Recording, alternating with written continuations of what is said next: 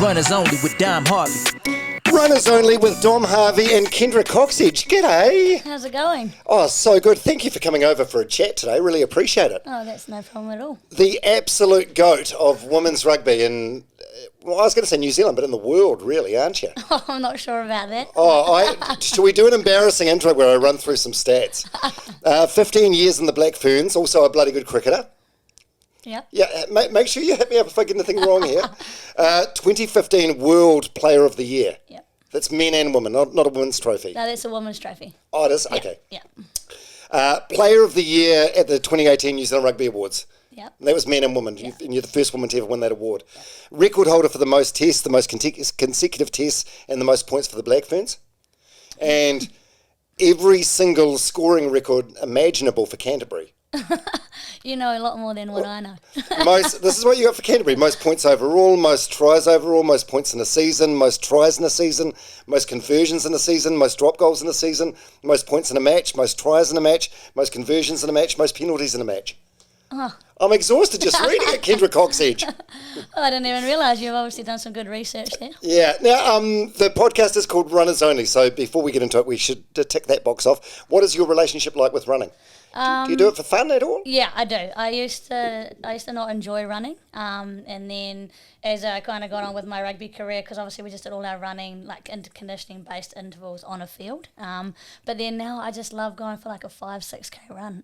It's just such a good way to clear your head, chuck some music on or a podcast, and I just really fallen in love with it. And now I don't have to run on a rugby field all the time. Now I'm retired. I'll probably get into it a little bit more. Yeah, that's amazing. You mentioned that on the way in, that you tend to listen to music when you run, and your friends have been trying to get you into podcasts. What do you normally listen to? What's your music of choice? I just have a real range. I listen to a bit of Tina Turner, and then there's like a bit of Eminem, bit of Shapeshifter, 660. So it's a big variety. When I walk, it's obviously a bit slower, but I always find it quite hard to find a good running songs. It's important to have that. But I've also found running without music too. I really enjoy doing that and just soaking up the environment that you're in. And listening to your breathing and listening your body. to your breathing and your body, all that. Yeah. So it's I really enjoyed doing that too.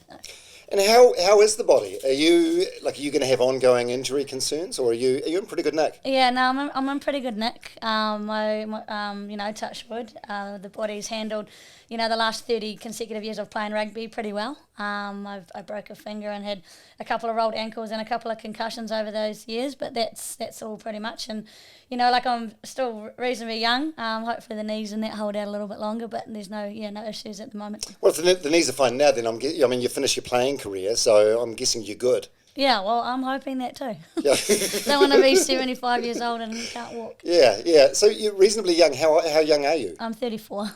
Were you tempted to? I mean, you could have kept going, right, for another year, another 4 years, perhaps. Yeah, and that was the question I had to think about when I was announcing my retirement. But I just wanted to.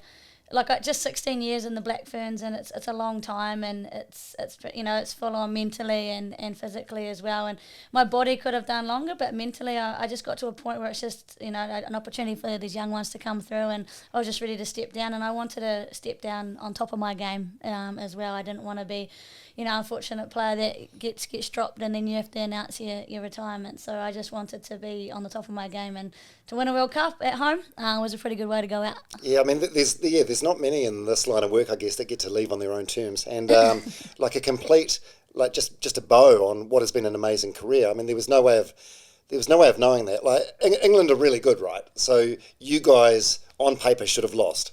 Yeah, I mean, they had 30 consecutive wins. They smashed us basically on India tour last year, and we had our struggles early on this year with the side, and we made heaps of changes, and having Smithy and a good coaching group come on, and all of a sudden we just got this complete different side. But even going to the World Cup, we were underdogs, and it's actually a safe place to be honest. Yeah, why? Because you go under the radar a bit? Yeah, you go under the radar, and everything was focused around England and what they'd, and all their winning streak, and obviously the French as well, who are a very talented side. And then for us, it was just, World Cup at home. But, you kind of always have to keep an eye on that team that's got a World Cup at home. But because we've been so successful in the past, we've always got a target on our backs in the black jersey, and the All Blacks are the same as well. Like every team gets up for you. But yeah, as we kind of went through and we won that semi-final, I was like, far out, that gave the whole group a lot more confidence that we could win the World Cup. Yeah, did it? Yeah, it definitely did. Even myself, like you'd be able to tell. I mean, I jumped very high off the ground. There's a photo floating around. But like I was just so pumped to win that game. Unfortunately it was a kick that, that poor girl that missed the kick. But, you got to take that. And then from there I was just like, here we go. We're going to a World Cup final at home. Yeah, so that semi-final, that was against France. At the time of recording this podcast, it was like a few weekends ago. And right on full time, the French kicker, she missed a kick. It was kind of a choke, wasn't it? Yeah, and she's one of the best goal kickers in the world, and for me, like that's unfortunately what pressure does to you, right? And like especially like being at a home World Cup for us, and overseas they don't necessarily make a lot of noise when someone's kicking that goal, and I'm not sure if she's experienced that before, but the crowd was going absolutely wild, and they were going crazy out there. And then I think she even might have rushed her process a bit quicker as well. But it's just amazing what pressure does to you. And I actually felt sorry for her. She's a very talented player, but at the same time, it got us a World Cup win, and we're absolutely stoked. Yeah, now I caught up with your friend Sarah the other day, your teammate and friend Sarah, and she said to me as soon as the French girl was lining up the kick, she knew she was going to miss it. Like something about her pre-kick routine was different. Or her process was a bit faster, and like just her body language as well. Like I was a little bit I wasn't sure because I knew she was a great goal kicker, but I was probably feeling a little bit the same as Sarah. Like her body language was down. She wasn't real comfortable. I think she was even out of her range as well, her kicking range. So there was a part of me that was like, oh yeah, this is going to be a tough one here, but she's also very good. So in my mind, there's a lot going on. And as you can imagine, I'm already thinking about like what happens next. Like if she gets it, do we have time for a kickoff? I actually went to Sarah and said, hey, like if she gets this, we need a kickoff and you need to get up and get it back. Obviously being a sevens player, they're great at getting off the ground here, and Stacey Fluler and stuff. So I was kind of already going through that process, and then I looked up for the post, and then next minute she's missed it, and then I was like, oh shit, better get over there and support Kennedy and slow it down and kick it out. Amazing. Now the reason I wanted to like bring that kick up and focus on that a bit is you found yourself in a similar situation a long time ago, 2008. The NPC final for Canterbury, you missed like a kick that would have won the championship straight in front of the post, right on full time. So there's sort of like parallels in a way, I guess, between the French girl and you. Yeah. Obviously, like NPC final, it's a big deal, but it's not World Cup. How long does it take you to get over something like that? Yeah, well, thanks for bringing that up again, Doc. Nah. Well, I thought with the achievements that you've had since then and recently, I thought you'd be fine with it. No, I'm totally fine with it. I've learned a lot from that, and I know that Caroline Joanne, she'll learn a lot from it too. And for me, like I was my second year in the Farah Palmer Cup. I wasn't hugely a kicker. I just kind of did it through school, and then all of a sudden adopted it. And I hadn't dealt with, process around goal kicking, pressure with goal kicking, and there was one just to the left of the post, and I just absolutely shanked it, sliced it to the left and missed it, and I think the toughest thing is that Canterbury had been in so many finals over the years for Farah Palmer Cup, and we had never won one.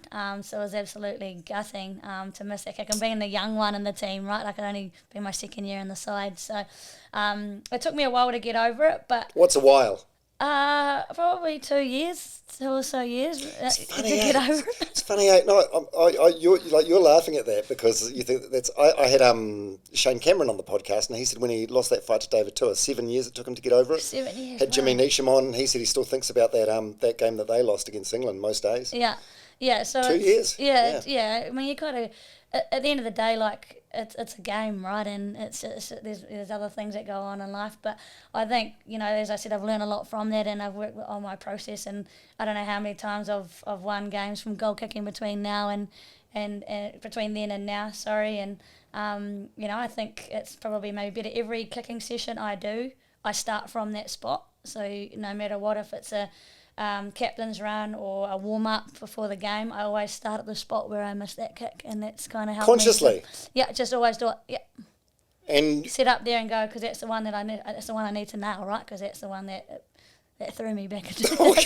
So you say you thought about it for 2 years. It seems like in the back of your mind you are still sort of thinking about it now. Yeah, it's quite funny actually, because when we had Dan Carter and to do a kicking session with us recently, his bogey spot's the same spot, so he's pretty similar around there. He shanked a couple from that same position. So it's a niggly spot, that one, out in front.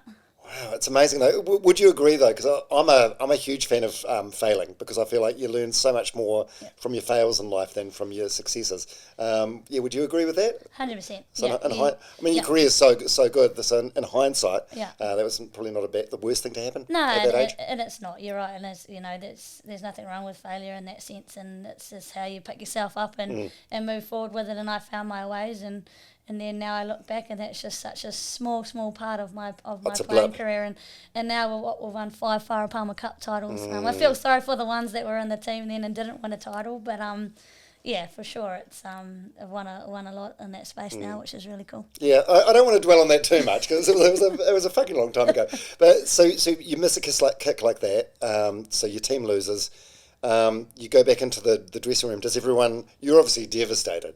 Does everyone sort of rally around you, or can you feel the tension of some of the players? Or yeah, you do feel a bit of tension from the players. Majority of them are really good, I think, as well, because we actually so I went to kicker, and when I missed it, we still had to play, and then we managed to just about score as well. In the last, one girl got tackled out just before full time, so there was still an opportunity there. It wasn't like it was bang on full time, but yeah, you carry it a lot, and a lot of people say that it shouldn't come down to the kicker. No, of course not. A game shouldn't, and some of the girls were I could feel the tension, but others were, and majority of them were pretty good. I can give you a hug and say it's it's okay. Don't worry about it. Just being so young. It's what 19 years old. It's a lot of responsibility. Yep, felt like I carried the whole province that day on my shoulders. Yeah. Oh, well, it worked out okay. Yeah, it did, didn't it? Before we get any further, Sarah Hiddeny, your teammate and your friend, she messaged. I was hanging out with her the other day, doing some training with her, and she gave me a few things to bring up with you. Oh gosh. Some of them. First of all, I need to ask you about your shoe size. What's the? I was wondering what kind of gossip she might have been giving you. No, I love Sarah Hiddeny. She's one epic human. Everyone loves her. She's fantastic. She's got great leadership, and she's just an awesome friend and a good person. I've got very small feet. I'm a woman's 6, but it's a men's 4.5. So that is small. Yeah, I had to get my rugby boots, custom made for me, because originally I was wearing kids' boots because there was nothing else for me. But thanks to Adidas, now custom made boots. So over the years I had to kind of keep them, because I never know when it's going to kind of end. If I go into coaching and stuff or whatnot, I'm still going to need some boots. So amazing. Can I look at your? They don't look ridiculously small. Nah, it's a woman's 6, so it's not too bad. It's just when I've got my boots on, they look, because obviously the boots are probably, you want a bit more tighter fit. So yeah, and Sarah, she also gave me a couple of nicknames to bring up, and I actually feel a little bit awkward about both of them. One of them I reckon I can probably work out, even though it seems kind of mean. The other one, it seems really inappropriate. Do you want to guess what? Well, one's going to be Minge. Yeah, Minge. Yeah, one's Minge, and I actually just done a podcast recently and spoke about that nickname, and everyone thinks it's real juicy, but it's not. It's just back in 2008, I was in Australia, and we were over there for Black Ferns, and Kala Huepa was my roommate, and back then you got a phone and you had to change your SIM card. You had to put a SIM card in it, when you got to a different country. Yeah, like a local SIM, because the data roaming was so expensive. Yeah, so I chucked another SIM, and then I had to ring Vodafone Australia, and I just had it on speaker, because they take forever sometimes to answer the phone. And then they answered, and they were like, "Oh, I was just saying, how you wanted to activate the SIM card." And then they asked me what my name was, and I was like, "Oh, Kendra." And they're like, "How do you spell that?" And I was like, "Oh, Kendra." And they're like, "Oh, what?" So Minge. And I had it on speaker. And then my roommate Carla Huepa heard it, and we just lost it. And that's how I got the nickname. Because you're from, I don't know if this is like a regional thing or a provincial thing, but I'm from Palmerston North, and a minge was like a vagina. Yeah, well, that's exactly it. So when people call it to me, it's like sometimes even Smithy at one stage, he didn't even realise he called me Minge. So this is Wayne Smith, the coach of the professor. But a lot of people call it, and now it's just a big joke, and there's, it kind of dies away, but then it comes back in again depending on who's around and the environment. But it's funny. It's just funny when coaches start calling it like, what the heck? And the other nickname? Any idea what that would have been? This one. I feel mean bringing this up. Well, I'm interested to know what it is, unless it's Elmo. Yeah. Yeah, so that one. Elmo is, and when she sent that through, I thought, why would she be called Elmo? Your voice is a little Elmo-ish. Yeah, that's it. So when I laugh a lot, when I'm cracking up laughing, I sound like Elmo, and that's what it came from. That came from a teammate. What, 2007? I think. Wow. For Canterbury, yeah. Wow. And then just because I was like, and after rugby I'd be like red and, Ticklish. a redhead, Yeah. ticklish, all that stuff. So that kind of stuck. But then that one's died out. Has it? In the environment, Yeah, it's yeah. just neither Kenj or sometimes people call me Kendra, and I find that so weird now. What, like, Kendra? Yeah, no, Why? Kendra, my name. Like, it seems kind of weird when you're called by your first name. It's like, is that mum? Like, even my Am I in mum, trouble? even my mum doesn't even call me that. But What does your mum call you? she just calls me Kenj. Kenj, yeah. No, she doesn't call me Minge. Thank God. And okay, so how have the last 2 weeks looked? Like, we're recording this, and I think it's like maybe 11 days, 12 days since you won the Rugby World Cup at Eden Park. That massive game, right on, just like the semi-final, right on full time. You beat England. What's been happening since then? It's been awesome. It's been incredible actually. Like my phone's been running hot. I've been doing a lot of media, and I just want to ride the wave while we can and get women's sport and women's rugby out there. And there's been a lot of drinking, to be honest. I only gave myself like 3 drinking passes the whole year because I just wanted to put all my eggs in one basket to win this, win World Cup and, to make the team to start with. And then now I've gone and drank just about every day since we won, just out with mates having a wine. I went out for dinner the other night, and there were 6 of us, and I had two lovely couples send 2 bottles of bubbles to the table, and like it's just people were just absolutely fizzing over it and so excited. And then even just on my way here from the airport, the cab driver was he was so excited to have me in his cab. He's from Egypt, and I just think it's so special that we've just inspired this whole the whole country and the whole nation and the whole world really, and the amount of people that are popping up and that are getting photos in the supermarket. And a lady came up to me yesterday in the supermarket, and she just started crying, and she was just so impressed around how much we have inspired her and her daughter. And I'm just like, do you want a hug? Like, she's just crying. And then I just don't think I really hope that the girls realise what we've just done, and I probably still don't really realise what we've just done. Yeah, because I guess I was thinking about you the other day. So you've been in 4 World Cup campaigns. So what year was the first one? 2010. 2010. Yeah. See, I don't even remember that at all. Actually, I don't remember the 3 before this one. Yeah. And I'm guessing, like from a player's perspective, like can you feel or notice like a difference in all 4 campaigns in terms of like awareness or the snowball effect, I guess? Yeah. Like our 2010 one, like even just women's rugby wasn't even really a thing still. Like it's bizarre, but when we won that and it was in England, we came back and there wasn't a lot from media. We didn't have a lot of media interest or anything, or even our resourcing within the team. And then 2014 is, funnily enough, we actually didn't go very well. We lost to Ireland in the pool play. So we didn't even get near the final. And then all of a sudden the media jumped on that because we had lost. And then 2017 was massive. So that was in Ireland, and we came back and there was a lot of media around that. But there's nothing like this one. Being at home in New Zealand, I think there's actually a photo floating around somewhere of our very first media conference the start of this year, and there was 1 microphone on the table at the conference, and then myself and Ruby Tui did the last one the Thursday leading into the final, and there was I'd say 16 to 20 phones and microphones at the media conference. So the fact that the media's getting in behind it and everyone knows about it and everyone's telling the stories of my wonderful teammates, they're all fantastic people, and you actually get to know them for who they are, and they're straight up. There's no hiding behind a wall or anything. The girls are genuine, and that's what I love about them, and that's what's probably kept me going back year on year. Yeah, that's amazing. Yeah. God, you could have another World Cup in you, but it feels like I suppose everyone's goal is to leave the jersey or leave the team or leave the environment in a better position than what you found it. And God, you've definitely done that, haven't you? Yeah, and the growth that you've seen in that time. Yeah, the growth I've seen has been huge, and it's been incredible from when I first made it, and we got leftover men's clothes under the under 20 men's team. We got. Did you? Yeah, leftover stuff. We didn't stay at a very nice accommodation. We had 2 tests a year.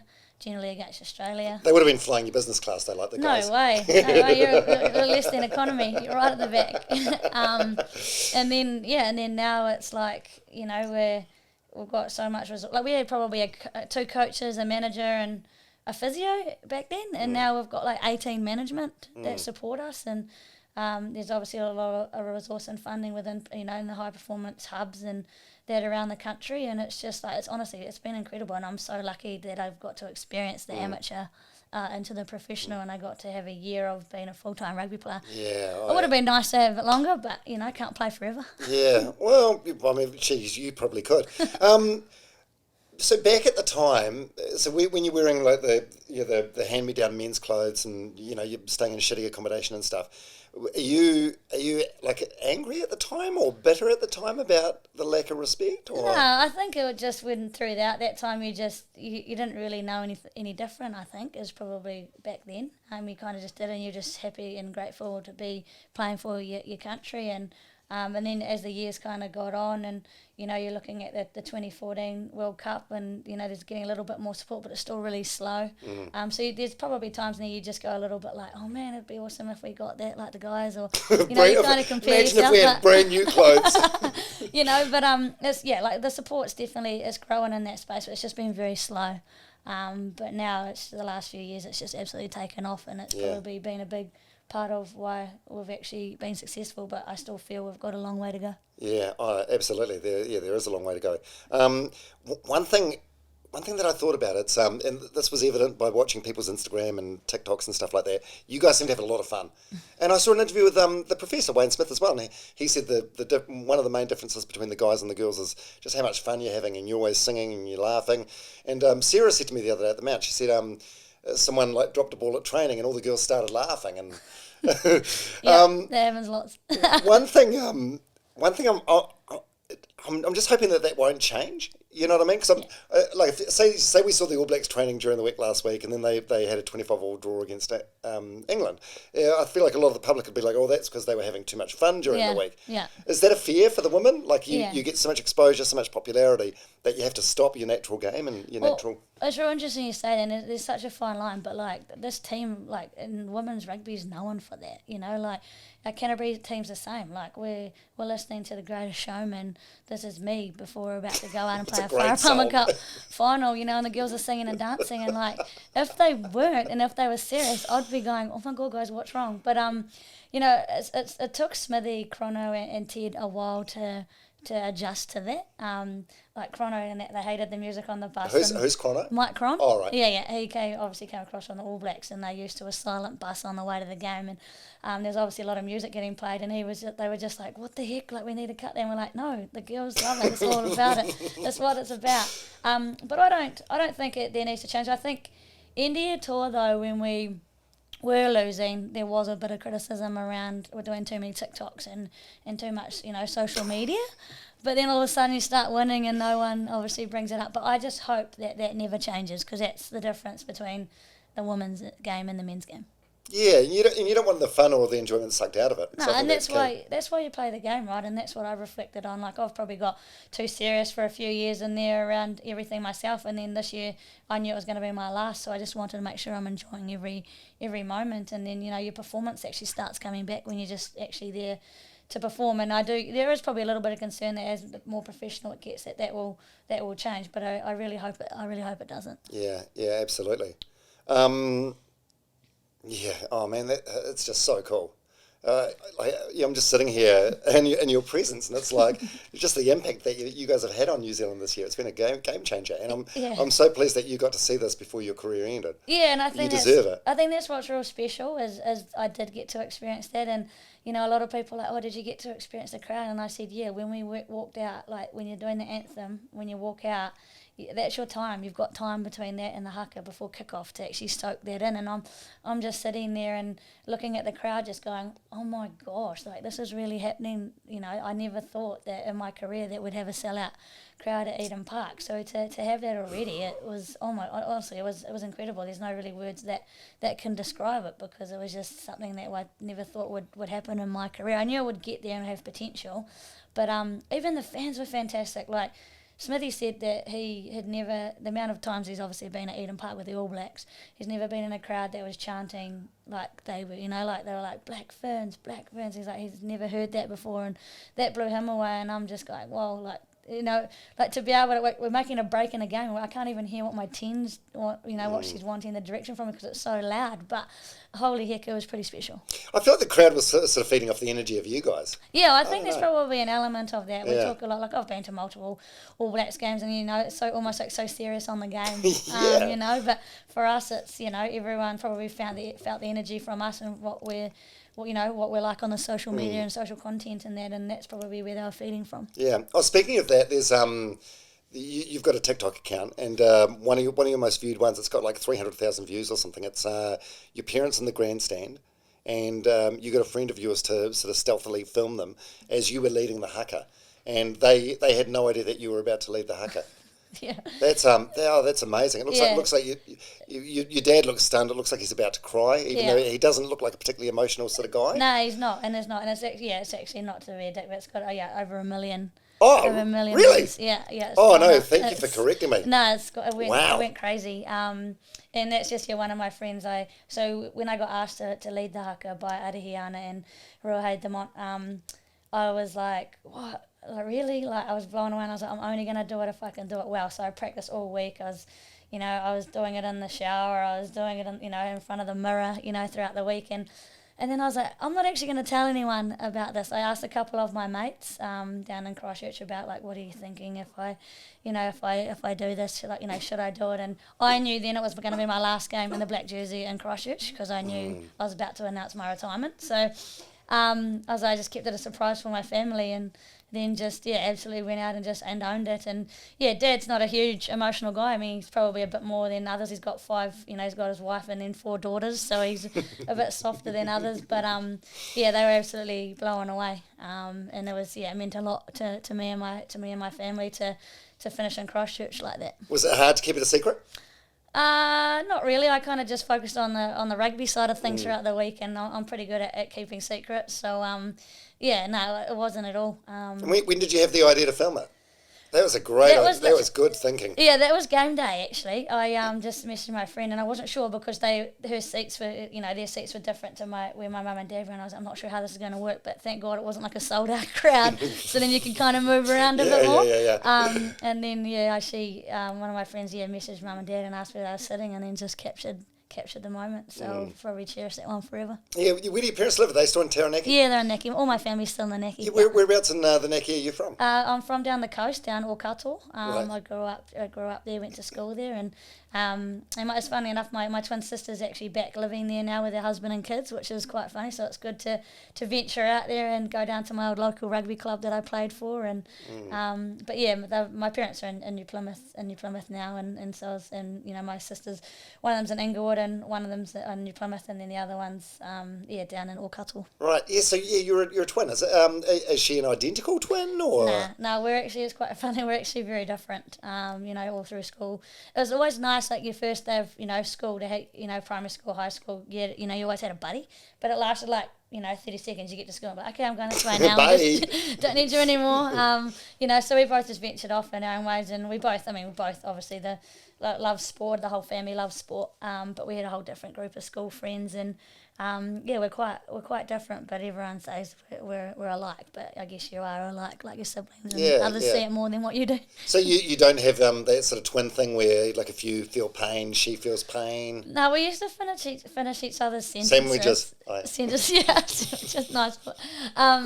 Really, like, or would get home from school, or would go to tell mum or dad the same story at school that day, like, would have that kind of thing. But I'm not sure. I haven't really gone through the feel of pain. I haven't really pinpointed that. And probably lucky for her. You're the rugby player that's getting tackled and injured all the time. Yeah. And even when she was going through pregnancy and having a baby, I was like, I wonder if there'll be anything. I was starting to think about it. Maybe nah. But it's just finishing each other's sentences or wanting to tell the same story. And you took her as a date to one of those award ceremonies we talked about. What was that? Was that the Kelvin Tremaine? That was 2018. 2018. Yeah. So what was that for? So that's for the New Zealand Player of the Year. Yeah, so you were the against All Blacks. Yeah, the first woman to win that. So who were you up against? I was up. That's a good question. It was far out who was in that. I think there was Richie Mo'unga, Sam Whitelock, and maybe it was Cody Taylor. Right. Wow. No, So you're sitting there. Are you thinking you're a 25% chance, or I'm thinking there's no way how I'm going to win it. really? Why did you think that? Just because it never happened before. Oh yeah, it's never happened before, and just like obviously there's been times when even 2010 when we won the World Cup, we never won the Team of the Year, and I wasn't quite sure.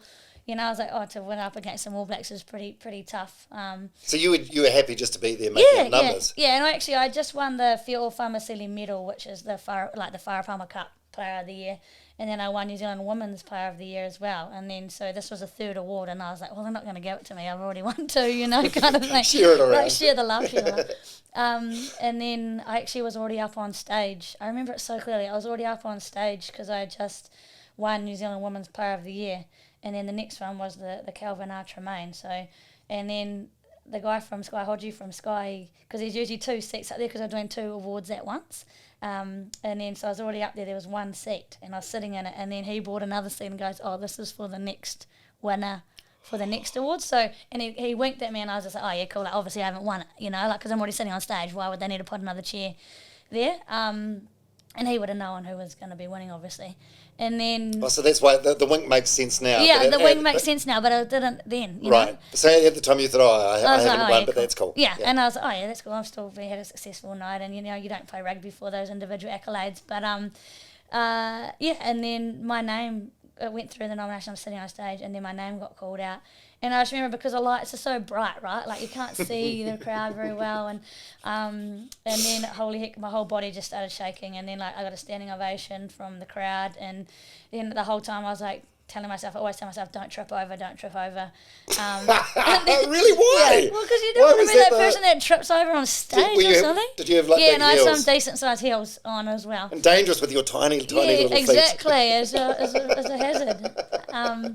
And then, I went up, and Grant Robinson was presenting me with it, and he said to me, "Oh, make sure you hold it with 2 hands. It's pretty heavy," because it is. It was very heavy. Like what? 6 kilos? 5 kilos? No, I reckon it was more than that, because the Player of the Year ones that I've got, they're 5, and this one's a bit bigger. So I reckon it might have been sitting around 7. Right.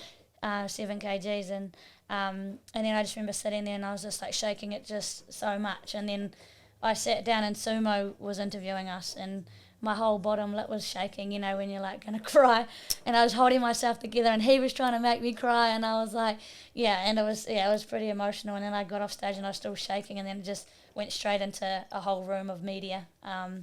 Did Scotty Stevenson succeed in making you cry, or you managed to hold it together? He didn't succeed. I managed to hold it together. Are you not particularly emotional? No, I am. Yeah. I can be, but I think there was just so many emotions going on. I didn't really know. I was like, is this real? Like, there's so many things happening. Yeah, it's and incredible. I just remember shaking, and then if I cried, I would let. I wasn't fighting it or anything. Yeah. And then I got a little bit emotional once I got into the media room, because I think I just realised what had happened. But I've been real emotional this last couple of games for the Black Ferns. Just because it's the end. last. And I just remember and just being overwhelmed with everything. Like I went in, after signing autographs with the crowd in that semi-final, I literally just went in and sat in my seat, and I just bawled my eyes out in the changing room. Everyone's like, "You're right." I'm like, "Yeah, I'm all good." I was just so overwhelmed. Just happy tears. Yeah, and the same thing happened after the final. Because there's a story I heard about Richie McCaw. Maybe I even saw this in the Richie McCaw movie, but after his last game, when they won the World Cup, apparently he didn't shower afterwards, kept his playing kit on, wore it in the bus back to the hotel, because he knew that when he took it off, that was going to be the last time he took off like the All Black kit. Was it anything like that for you? Or? Yeah, it's pretty similar actually, and it's more because we got so busy. But I didn't leave Eden Park. Well, I didn't leave the field, so I didn't go into the changing room until the lights went off. And that's because I was like, I just spent hours like signing autographs and just wanted to be involved with the crowd and just really cherish that moment. So it took me ages to get into the changing room, and it got to the point where I was like signing autographs and I couldn't see, and then I was like, I feel like a bear now, I need to go celebrate with the girls. And then just walked in, and we were told just to keep our jerseys and that on, because we were doing some photos and stuff in the changing rooms, and then I went and sat down just to soak it up for a bit, just started bawling my eyes out. And then I had to do a bit of media, so I actually had to go into the media conference after, and then I came back after all that, and I literally was in, because I'd given my socks and my and my boots away, so I'm literally wearing bare feet, and then I just chucked some shoes on for the media, and then I came back and I got back to the changing room, it all been cleared out, all my stuff had been packed up, and I was like, okay, looks like we're going back to the hotel. So like I wore my stuff as well, back to the hotel, and obviously we had a bit of champagne and that in the changing room, so I stunk of alcohol, so I did think it was probably best to have a shower when I got back before, but there's a couple of girls that did shower, but they put their kit back on. I just had to make sure that I was cherishing those last moments on the side. Yeah. God, what a way to end as well. Oh, something I wanted to ask you about. So you when did you take a break? You took a break. Like, was this last year? Yeah, it was. I mean, it was probably a brr more than a break. I went through a bit of mental fatigue, and just with rugby, I wouldn't say I'd fallen out of love with it, but if I didn't choose to do something about it, I probably could have, and I might not have even been in the team this year. So that was the start of 2021. I just didn't want to go to like Black Ferns camps. I didn't really want to. I always wanted to train. Like, I'm such an active person. I always wanted to train, but I didn't want to do like rugby training. I just wanted to go for a run or do hit squad or do something that I love doing rather than just running on a rugby field. And to me, a lot of people said to me it probably is amazing how it hadn't happened a little bit sooner. Like, because I'd played 30 consecutive years. I'd been in the Black Ferns for a long time. By then I was 14 and a half, 14 years. And I just was like, okay, I need to do something about it. And my body was, I was going through like a little bit of, I was having massive body aches. And so I went to the doctors and got a little bit of support around that. And it came back that my cortisol levels were through the roof. So that's obviously just stress. Yeah. And that's because of COVID. Obviously, I lost my nephew on India tour as well, but that was after. But there was so many things that because I was trying to work full time as well, and I'm not one to know it mentally until my body tells me that I'm stressed before I know I am.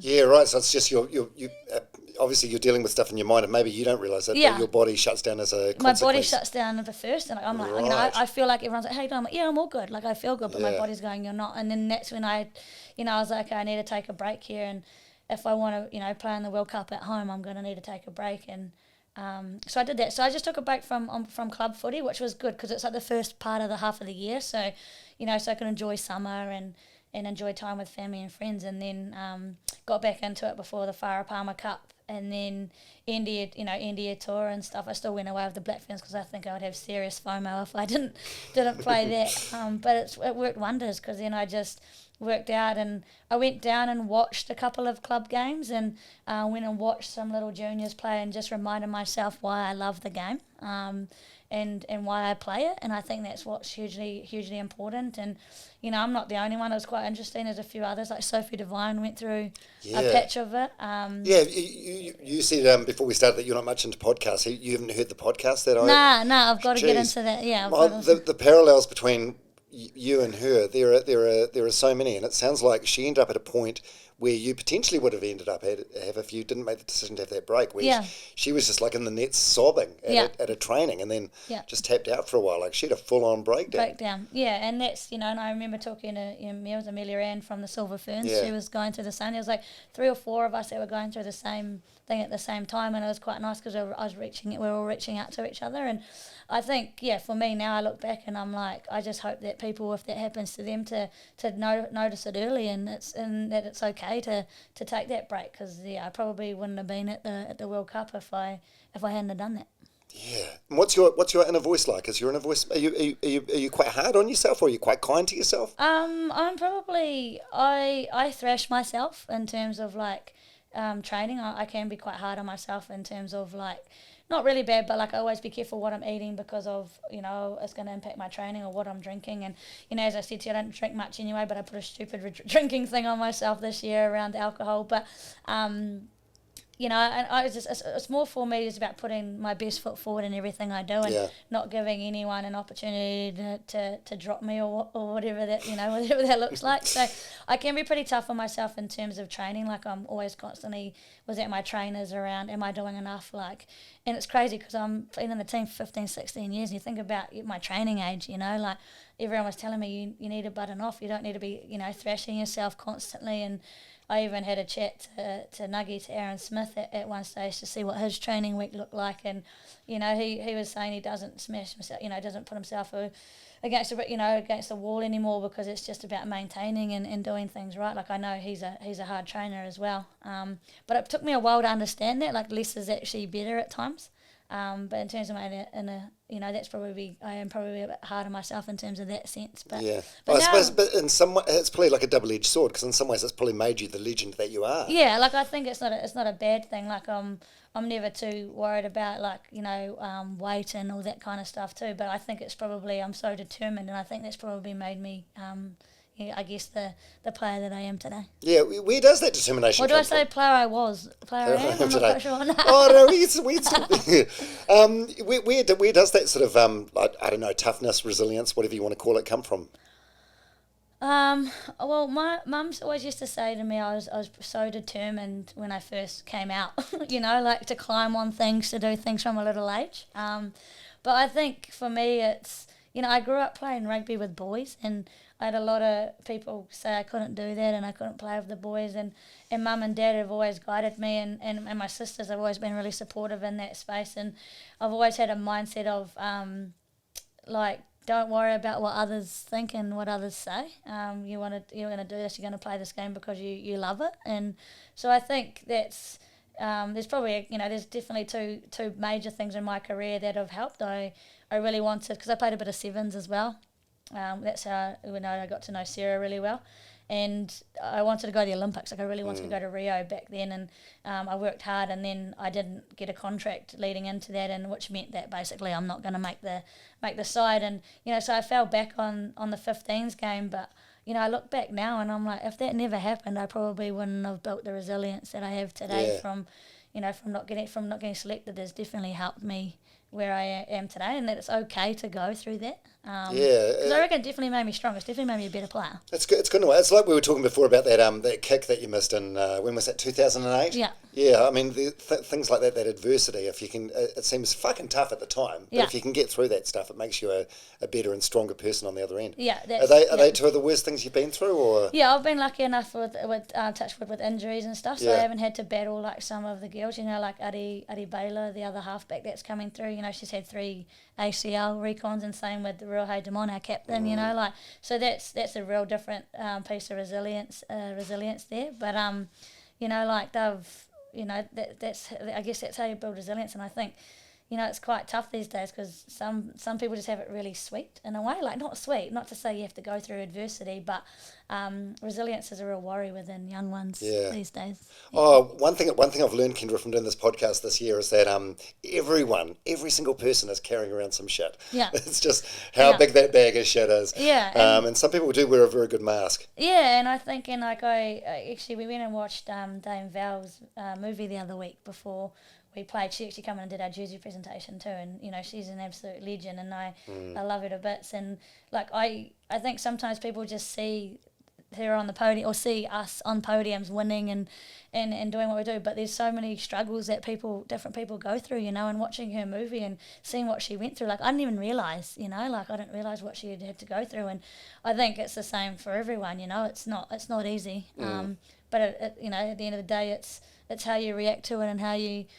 deal with it, and that little inner voice inside your head to say, you know, keep going, you're doing well. And that's basically what's probably helped me, but over the years, and I just think it makes you probably a better person as well. Yeah, absolutely. Valerie's a funny one, because every 4 years you see her on TV, usually winning a gold. If she doesn't win a gold, we're like, oh, what's wrong with Valerie? But you don't see what's happening in the shadows, so like for that massive time in between, or the hours, or the struggle and the strain that goes into that. Exactly. So that's what I mean. Like, people just see that, right? And and it's like, man, you just don't understand the struggles of not wanting to get up early and train, and how that difficult. Like, it is like high performance sport. It's tough. But at the same time, I've absolutely loved it. I've loved the last 16 years in the Black Ferns. Yeah. Now, something that you said before that I want to go back to. It's reminded me of your friend Sophie Devine, who I've had on the podcast as well. She had the same thing growing up. There were no like girls' cricket teams, so she had to play with the boys. And she said some of the boys and other teams could be nasty about it, but she said it was like worse with the parents. Like, oh, this girl might get hurt. It was similar sort of experience. Obviously, a very different sport, winter sport, contact sport. Exactly the same. Yeah, experience. Really. Yeah. So, because I grew up in Little Okatoa, like we're a little small community, so all the boys, my teammates were like my brothers. You know, they had my back. I remember one time when I was younger, my hair got pulled, and the boys were like in there pushing this other boy around. You know, like. By the way, was this tackle rugby or ripper tackle rugby? Tackle. Yeah. So we're at tackle age then, and I just remember them all coming around and like leaning over this guy, being like, "What are you doing? Like, don't pull her hair again." You know, like just constantly had my back, and then it was just the opposition boys. Some of them would be like, I mean, you don't want to blow your own trumpet, but I used to get told I was quite good, and some couldn't believe that I was, it's probably more of a hate that this girl was better than them. Imagine that. Well, like, what age are we talking? Like 8, 9? Yeah, 8, 9 years old. Yeah, like being stepped by a girl who goes on to score a try. Yeah, and then into intermediate age, that's probably the age where I really, really remember. But the boys always, in my team, always had my back. And most of the boys on the opposition, it's quite funny now because I know obviously grew up, went to high school and met them, a few of them once I had to play all girls rugby. And we always have a laugh about it, or me making the rep team over them and all that kind of stuff. So it's quite a hard case. But, same struggles as Soph, but it's more, the parents at times were like, what is she doing? She can't play on this team. She's a girl. But, I just didn't let it stop me, and Mum and Dad didn't let it bother them either. And I just continued, and no one really told me that I couldn't. There was 1 year I had to drop down a grade because I was playing the same position as the coach's son, so obviously he didn't probably really like that. So, but I just dropped down and played. I could have put up a fight and be like, "Nah, I'm going to play," but I just dropped down a grade and I just played that grade, knowing that it wasn't going to be for long. Did any of that stuff sort of hurt you at the? Like, you look back now and you think, like from the perspective of an adult, you can look back and think that there was some inappropriate stuff that happened, so like borderline bullying. But at the time, did you realise that, or you just sort of shake it off? No, I just used to shake it off. But then we just talked about resilience. But that's what helps build resilience, right? Is going through situations like that. And I probably at the time I just didn't even think anything of it. I just absolutely loved the game. Like honestly, I love rugby so much that it didn't bother me. I was just like, whatever, and just kind of carried on. And then I think the fact that I was actually half decent probably helped silence a bit of it as well.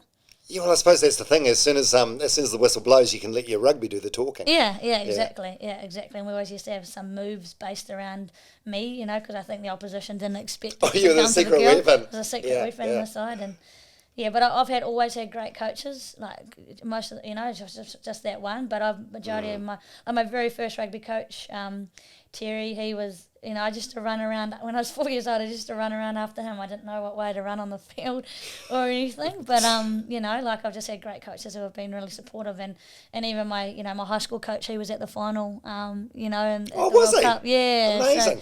So, Ken Lobb. That was pretty cool to have him there in the crowd for semis and finals. So it's pretty special. Yeah. Now you mentioned this a second ago, and I think I saw something about this on your Instagram. Geordie, your nephew. Yeah. Yeah, so what's the story with Geordie? Yes, tell us about Geordie. Yeah, so my nephew, he passed away end of 2021. Recently? Yeah, recently. Is this when you were on a break, or had you just come back? No, we're on India tour.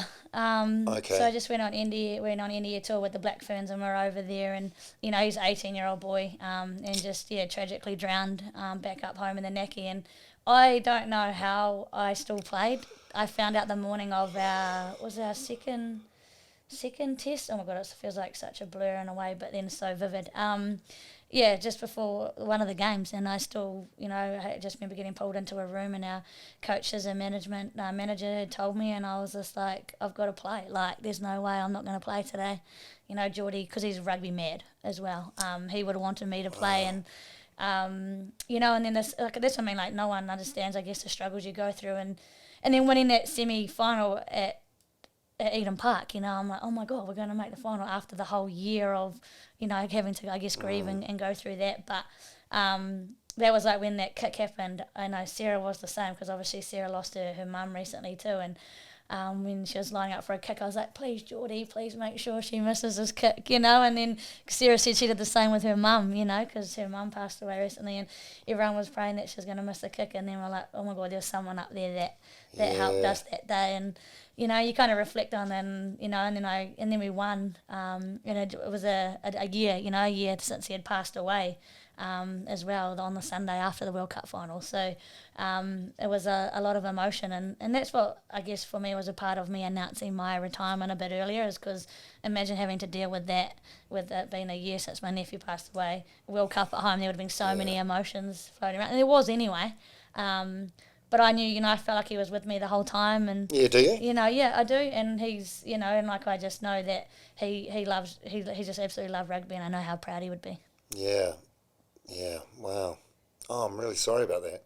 Oh, that's a lot. Shit, that's a lot to process. Yeah, it's been pretty challenging, but just managed. That's where rugby has kind of helped, just kind of track along. So the day you find out, when you go on to play, like immediately after getting news like that, is it one of those things where when the game's in play, you're in the moment and you're thinking about that, and then when there's a stoppage, that's when he comes into your mind? Yeah, so it was like I went into like survival mode, and I could almost feel my body in overdrive, and then it wasn't until I got subbed. I remember getting subbed in that test, and I sat down and just lost it on the bench. And it's hard because I think people may have thought it was because we didn't play very well. We lost, and we were losing at that time. But it was literally, there was just like, it was my only chance to really like let it out. And obviously those teammates are your best mates. So it was really nice to be around the team, and they were so good. Like holy heck, they were an epic group, and that that really helped me, especially because I couldn't get home for the funeral because we had MIQ and all that kind of stuff. Yeah. So. And then having to come back and do 7 days in that, and not, like that, there was some tough times in there. But I had so much support. Yeah, what sort of support are you talking about? Like teammates? Yeah, teammates, and then mostly just teammates, and then I've got a good mental skills coach, John Quinn, back in Christchurch, who who's obviously very very helpful, and then just the amount of support from all my friends and that, and I was just more feeling guilty because of my sister. I couldn't get home to my sister, and then because you had to do 7 days, and then you had to do those 3 days at home, so you had to. And then I was in the Naki, and then I was like, I still can't see my sister for 3 more days, because I had to make sure I was doing that isolation piece. But how's your sister in the family now? It's a lot. Yeah, it's up and down, as you can imagine. It's never easy.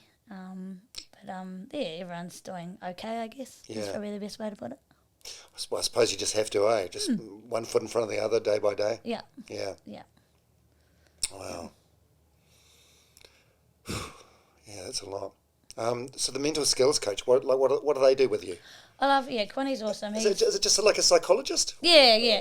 He's like for me, it's around performance, like in terms of performance, like skills around performing, and that's why I spoke. I remember talking to him around when I was going to have this break, I was like, there's so much going on, and this is how I'm feeling, and there's probably almost a little bit of self-doubt that was going on in there as well at times around, am I still good enough? Am I getting too old? Should I be retiring? And he just reassured that my behaviours were because I had been around for a long time, and that it's okay to take a break. Because then I took the break, and then I'm going, oh my God, what happens if I don't get selected? Like there's so much. I suppose in that line of work, it is a real threat that some young gun's going to come along. Yeah, it'll be interesting having another conversation with him, I guess, about the patterns that I've kind of gone through, but always there if I ever need to have a yarn. Caught up with him a couple of times during World Cup, but just around big things around setting goals and mindset, and we talk about blue head, red head, and talk about how to get yourself in terms of what's your process to get you out of the red when you're in it. Oh, so red's when you're like frazzled or whatever, and blues when you're calm and in control. Yeah. What did you do? What was your trick or technique to reset? Yeah, so I've worked heavily on it over the last few years, but I actually just I twist both of my wrists, just like this, which is quite funny. So like if I'm frazzled, or sometimes I'll just clap, and that just brings me back. And I've pushed so many girls, and it's still something that we're probably still learning, is as individuals is how important it is to have a process to get you out of that. And a lot of people, I think, Kieran Reid was one that would just look in a distance in the stand.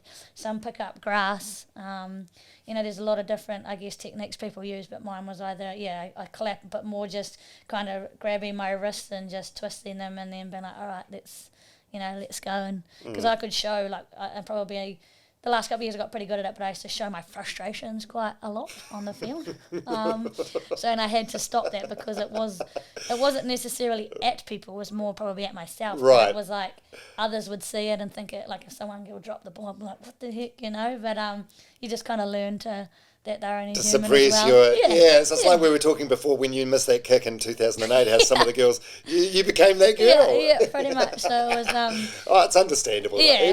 But everyone, even the person that makes the mistake in a team sport, they still want to win as well. They want the best exactly. of the team. And I think for me too, like in terms of like going throughout the week, like I have massive on preparation. So like if I've got my prep right, I know I'm going to be okay. Whereas if I'm scrambling, which hasn't happened for a very long time, I know that it's not going to be good. So I'm very, very strict in my preparation. Yeah. Oh, and it's worked well. So you mentioned Aaron Smith before. Are you guys, you're in the same position? Yeah. So you're both halfbacks. Yeah. He's probably the most successful All Black halfback, even the most capped. Yeah. You guys, how long have you been friends? Yeah, so we just communicate every now and then. Yeah. He's been a massive support, and so is TJ. So it must be a halfback thing, eh? You got to stick together, I guess. Yeah. We're in #9gang. Look, I don't know. Like I've just over the past, just as the All Blacks and Black Ferns are kind of connected a little bit more. That's where. Is it just sort of a recent thing? Yeah, it's probably more recent than anything. And they've both been massive supporters of the game, and he's always supportive, even through when the World Cup got announced here in New Zealand. He was a big part of that and getting people to get in behind us, and hugely supportive. But he's always willing to answer any questions if I've got any. And he's been awesome. I haven't had a chance to really do any like full on skills with them in the past, because it's just that crossover. It's hard when they're so busy, and we are as well. But they'd always offer passing sessions and that, but it's just never really could happen. But I think that connection there is hugely important, and we know that the majority of those guys, like Artie Severe, Sam Whitelock, and that are always Cody Taylor are always really supportive of the women's game. Yeah, that's really awesome. Have you got? When do you get the bonus? Have you got the bonus yet?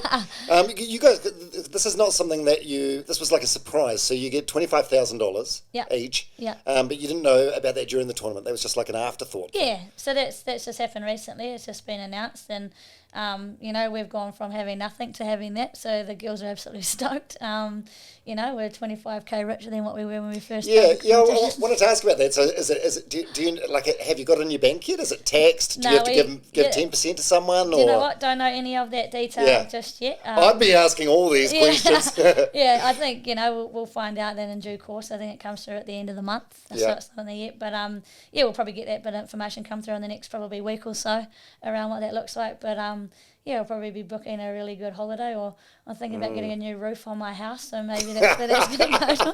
I probably should do something better with it than just putting a roof on the house. It's money you didn't know you're going to have, so whatever that looks like, I'll have a think about it. Oh, it would be nice to know that Kendra Cocksedge has got a roof over her head.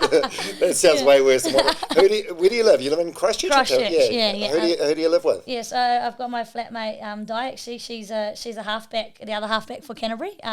So she, I kind of had...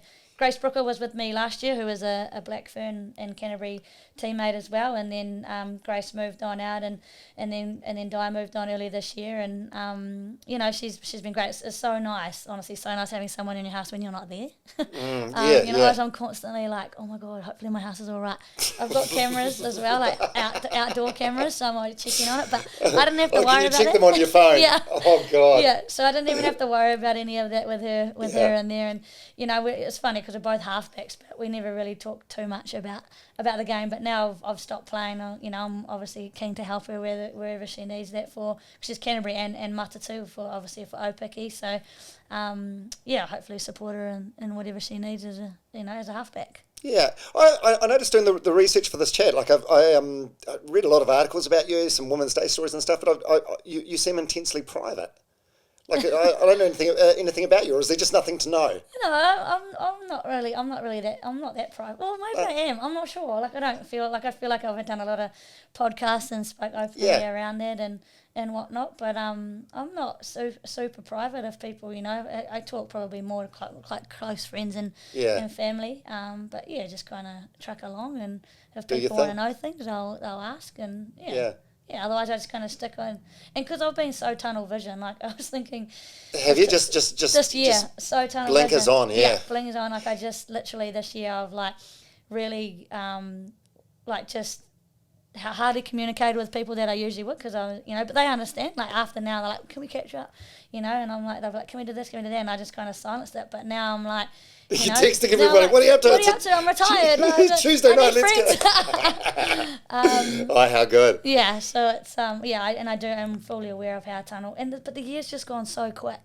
And now that we've won, I'm just like, that makes it all worthwhile, like all that kind of stuff. It's God, yeah. It means all the sacrifices and everything else has been worth it, right? And I had to be really careful too, because I know, like for me, my family and friends are hugely important for me and filling up my cup. So it wasn't neglecting, because I had done that in the past. I'd just gone, and that's probably when I was going through mental fatigue. I went real narrow and wasn't really communicating with friends and connecting, because I was just so, so in a space where I just didn't want to even do rugby. But I think that's a mental health thing, eh? Like a lot of people, you start to sort of self-isolate a little bit, which is not healthy. Yeah, so then I knew how important it was, but it was just I just went a little bit narrow with who I was communicating with, and my phone's it was running hot quite a lot through World Cup, and it was just like, and even post, like I feel guilty now that I haven't replied to everybody, but I'll get there in the next couple of months. Oh, I'm sure people understand.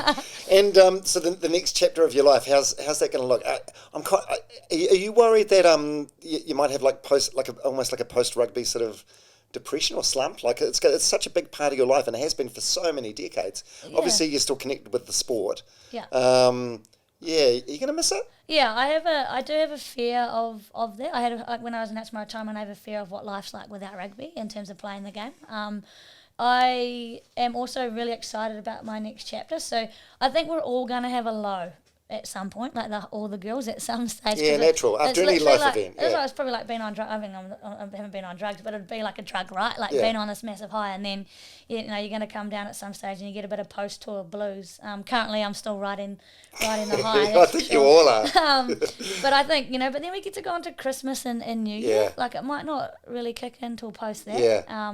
But I think maybe next year when the Black Ferns reassemble, yes, do you think so I think that's probably my biggest thing, or even Matatu. So the Super O-Picky starts end of Feb, and I think that's probably a time where all the girls start training and getting back together. That'll kick in that I'm not going to be playing anymore. But I'm also really excited about going back into my job with New Zealand Rugby. So I'm a women's participation manager for the South Island, and so now because we've just won this World Cup, every young girl and every young boy is hopefully going to want to play the game, and I get to be involved in that in my job. So I'm still connected to rugby, and I think that helps. Whereas I think some girls that aren't connected could find it really, really challenging. 100%. So I think there'll definitely be a post World Cup blues at some stage, or oh my gosh, you're not playing anymore. But even yesterday, or it might have been 2 days ago, when the O-Picky squads got named and the Matatu team came up and my name wasn't there, I was like, that's kind of weird, like you kind of forget that. So I don't know if it's kicked in yet or not, that I'm not going to be playing, but. Yeah, well, what a way to end it. Regardless, I mean, I'm sure you'll be fine. Yeah, as you said, you're still connected in the sport. And what about personal goals? Do you hope to have a family of your own at some stage? So currently single. Also been so tunnel vision, just focusing on rugby, for the years. But hopefully find a husband and have kids at some stage. I've got nieces and nephews, and I absolutely adore them. I love being an auntie, but also love giving them back. But at some stage, I'd love to be able to have that. Yeah. Well, what steps are we, mate? Are we on Tinder? Are we on Bumble? Currently, they're deactivated. They were through World Cup. Well, it's quite funny because I remember just before the 2011 Rugby World Cup, Richie McCaw was in a relationship, and him and his girlfriend broke up, and he said it's because he wanted to focus on the World Cup. Yeah. And at the time, I remember thinking, good excuse to get out of a relationship that you're not really into. But in hindsight, like, he was so focused and so determined, it's probably true. Yeah, it probably is true. Was it like that for you? You just, like, that single-minded focus? I've always been single-minded, and I just didn't want any distractions. And that I've always been like that. And, you know, people were saying to me, "Oh, why are you retiring?" I was like, "Because I need to have a life. Like, otherwise I'm just going to be so like that." I just want to be like an ordinary human living everyday life. Like, I think about, you know, when I'm going back to work full time, and I'm like, what does a human even do after 5 o'clock? Like, you go home, like, what do you do? Like, because I'm just so used to going off to training, and I probably will still be obviously playing touch and squash and exercising and stuff. But if I get to wake up, and if it's rainy and cold and shitty Christchurch day, I don't have to Which go. Which it is often in winter. I don't have to go and train. You know, that's nice. So that's what I'll be looking forward I'm to. guessing, like, you're the sort of person you're still going to keep incredibly fit and healthy and active. Yeah, I'm real keen. I actually want to do, I don't want to be like cliche Richie McCaw, but I'm real keen to do like a bit of adventure racing. Like, I want to do like spring challenge, and I would love to do the coast to coast, but no real, just to say I've done it, and just because I've always just got to have a challenge, I think, and have something there to. But I, like, currently right now, I don't even want to think about that. I'm like, no, I just want to do nothing for the next month. But already signed up for a touch team playing tomorrow night back in Christchurch, and bought a squash racket yesterday. So I think Have you played squash before? Yeah, I used to play when I was younger at high school, and then I went to Christchurch, and rugby and cricket took over my life. So squash got put to the back, but I'm going to start it up again. I don't know how the body's going to deal with it. I'm worried about Achilles, because everyone ruptures Achilles. Oh, is that right? When you're old and playing squash, it's like a thing. Shut up! You're not even old. So I'm like, I got to make sure I warm up the Achilles well. And but you know, like, even snowboarding. Like, I've never been snowboarding before because you've never been allowed to, because it's an injury risk. It's not. Yeah, injury risk. Yeah, for being a contracted player, but also just I've never wanted to go and do it because of the injury risk. So there's those things that I want to try and do, and I'm really looking forward to that. Yeah. Oh my God, it seems like I mean, you've just ended this incredible. I was going to call it. I'm going through a divorce with rugby. No, I was going to call it a chapter, but it would be unfair to call it a chapter. It's like you've closed a book on this fucking epic career, but now, like, the rest of your life is unwritten, and there's so much that you can, and I'm sure you will do. Yeah, and I've always been quite like I'm a yellow dot, which means I'm not really OCD, but I have I have things that I like to get through. I'm very organised. Time management's great. But like, now I actually just don't have to organise anything. Like, I've got friends organising me at the moment. Well, when are we going to go out for dinner? When are we doing that? I'm like, you just let me know. Like, because usually I'm the one that's like booking the place for dinner or something. So I'm just like trying to just go with the whatever. Go with the flow. How's that working out for you? Yeah, it's interesting. I don't think it will last long. You can't change your personality. And what about with the sports stuff? So, like, say, touch rugby, squash, multi-sport, whatever you happen to do. Will you be able to do it just for fun, or is there like a fire in your sport? Oh God! I'm going to go to the Masters Games, or go to the Olympics, or Commonwealth Games for lawn bowls or something. What about cricket? What about some more cricket? Yeah, even at a social level, like Twilight, or I've already been asked. I was asked even straight. Basically, the day I announced my retirement and went out to the public, I got messaged being like, "You want to come back and play cricket?" So I might like go and have a game of like 2020 down in Christchurch, a bit of a social on a Friday night, and probably go more for the social and the drinks. But yeah. Will you be able to do that? Do it for the social and the drinks, I think I'm going to have to try. I've played indoor. So there's no such thing as social sport, I don't think, anyway. But I've played social indoor netball, and it ended up me having a fight with like a 40-year-old man. So we'll see how it goes. Oh, you're the best. Hey, well, thank you so much for everything you've done for sport in this country, and I'm really, really pleased that you got to be around through all the shit time and end at a time where things are on a turning point and getting really, really good. Yeah, I feel so good to be a part of that. You know, actually, when people ask me why I'm retired, I'm like, I've just got to experience the greatest of all. Like, I've gone from amateur to professional, like, and now I get to sit back and see where it goes. Yeah, and obviously you didn't want to seem like the grumpy old hag in the team, but I probably still am though. But did you say to some of the young girls and the rising stars of the team, like, okay, it hasn't always been this way. This is really good. Yeah, we had a good process this year of for our jersey presentations, getting them past Black Ferns, and I love that because I'm like, some of these girls coming through don't understand the legacy behind the jersey and the history of it. So, you know, having the likes of Anna Richardson, who's an absolute legend. Like, we had players that didn't even know who she was. You know, so we've got to keep that, and I hope whoever takes over that role still brings that history and that legacy through, because that's probably what's helped us and driven us heaps this year, is understanding where it's going to come from. But you don't want to be that one that's got a chip on the shoulder of being like, oh, we never got it that way. Like, I'm not going to be that person. I'm just stoked to see the growth and the change. Yeah, that's amazing. And I'm embarrassed to say I don't know who Anna Richardson is. Anna Richards, you've got a name wrong stuff. You need to go do some Googling. Yeah. When did she play? Yeah, I played with her. She played for a long time. Right. I played with her when I first made the team in 2007. She was my first five. She's an absolute legend. I mean, it's terrible that I don't know who she is, but that's on me. But I suppose, I mean, that's where things are at now. Like, and it's quite exciting to think that there's probably young kids out there that are playing on the backyard, and they're being Kendra Cocksedge. Yeah, I had who were you when you grew up in the I don't know. I was Jonah, probably Jonah Long.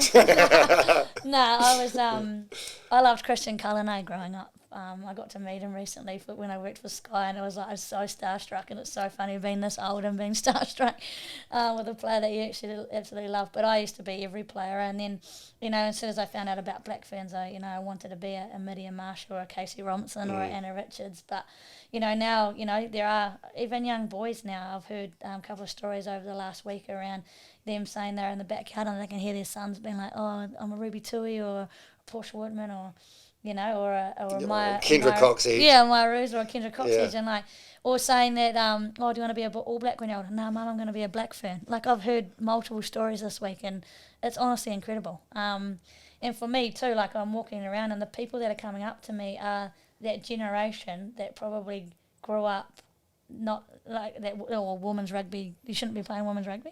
So I'm getting a lot from that generation saying how, shaking my hand and just saying how amazing and the quality of rugby that we're playing. And to me, we've changed mindsets, and that's what's changed. But I think that's what the change is the mindsets of people. Yeah, and that's on you. Yeah, that's on you. On the team. So with the team as well. But I mean, you've been through that seismic change over so many years. Yeah. And can't thank you enough for everything you've done for this country. Oh, thanks, Don. Thank you so much for coming around and being on the podcast today. Really, really appreciate it. That's all right. No problem at all. Kendra Cocksedge, go Kendra. Go. Did you get that a lot when you were growing up? Remember when Kendra was on TV with Hugh Hefner? No. Don't you? No, go Kendra. Go Kendra. Oh no, I do. Go So Kendra. I know what you're talking about. Yeah, Hugh Hefner. And I was like, oh my god, because Kendra's not a real well-known name, right? No, you named after porn star. I was like, what? No. All right. Okay. We'll end it here. But if any roofing companies in Christchurch are listening, and you're keen for some Instagram posts in exchange for a new roof, hit your girl Kendra up. Yeah, I definitely need a new roof. What's wrong with the roof? It's just old. There's nothing wrong with it. It's not leaking or anything. It's fine. I just want to get a new one because sometimes the birds are hanging around at the moment. It's real annoying. All right, that's it. We're done. Awesome. Thanks, Tom. Thanks, Kendra.